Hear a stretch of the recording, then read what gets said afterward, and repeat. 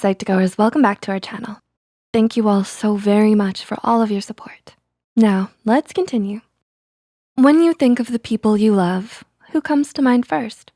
Is it your family members, your best friend, or a significant other? What about you? Self-love is important. It's important for leading a happy, healthy life. Unfortunately, the concept of self-love is often overlooked and misunderstood. In a world that grows more demanding, stressful, and complex day by day, self-love might be something you're struggling with. So let's talk about 8 things you need to know about self-love. Number 1, self-love is not a linear process. The process of loving yourself will have ups and downs. On this journey, you will probably have days where you feel great, energized, and positive, but also know that there will be days where you don't. And that's more than okay. Even when you consciously practice self-love, you may sometimes feel grumpy, tired, anxious, sad, lonely, or defeated. On those days, remember that you're human, in the process of growing, and allowed to feel the full range of emotions on any given day. Life is hard, and there is absolutely nothing wrong with taking the bad with the good.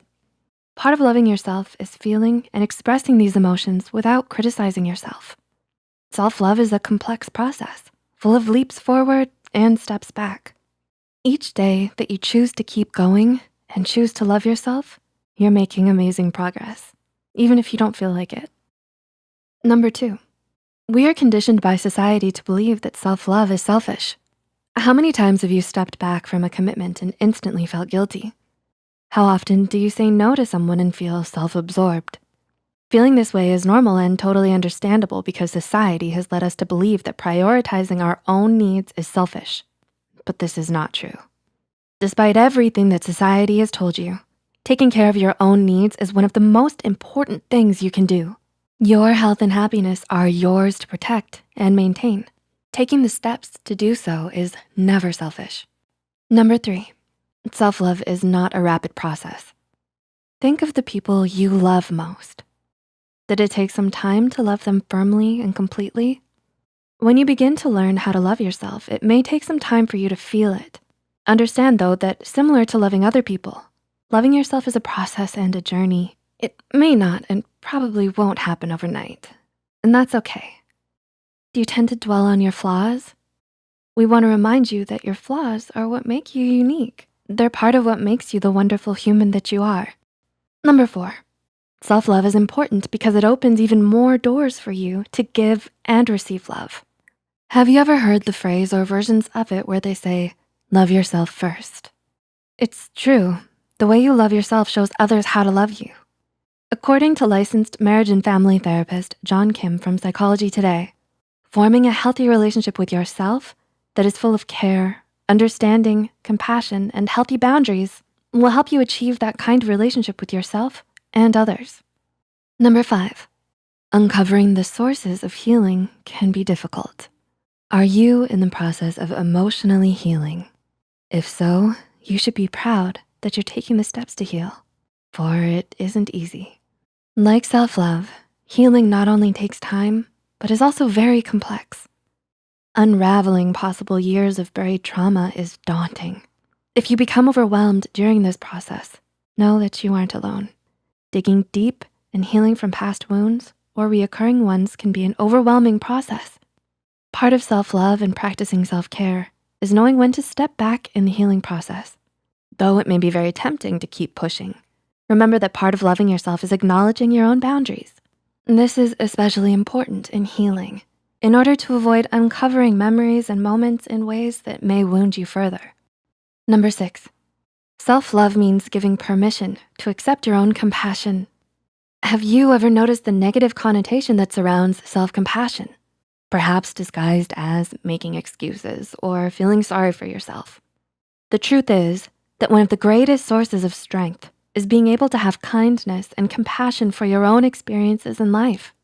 We have this unfortunate quality to automatically blame ourselves when things go wrong.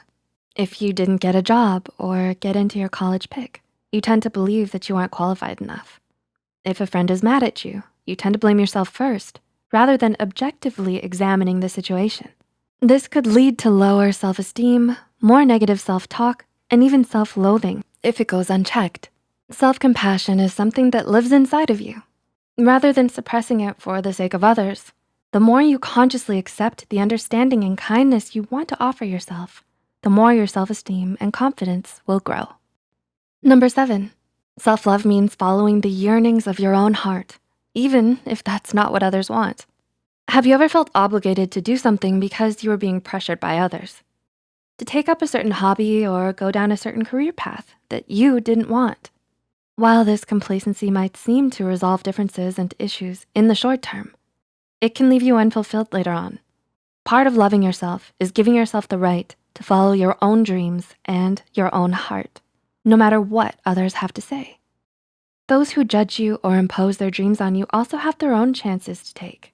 Your personal passions are strong and beautiful. They're unique to you. That which makes your heart sing is yours to cling to. You deserve to feel happy and fulfilled, no matter what others have to say. And number 8, self-love isn't always fun. Sometimes self-love is hard. It's doing what's best for you, even if it doesn't necessarily excite you at the moment. Self-love can be going to bed early when you know tomorrow is an important day, choosing to stay in so you can finish an assignment, or saying no to a loved one so you can have time for rest. You have sat down and are respecting your own boundaries, and that is a great thing. Sometimes, in order to love yourself, you have to prioritize what is best for you and make sacrifices. The sheer ability to do this confirms just how much you have your best interest at heart. What are your thoughts on self-love, and how do you practice it? Let us know in the comments below. Please like and share this video if it helped you and you think it could help someone else too. The studies and references used are listed in the description below. Don't forget to hit the subscribe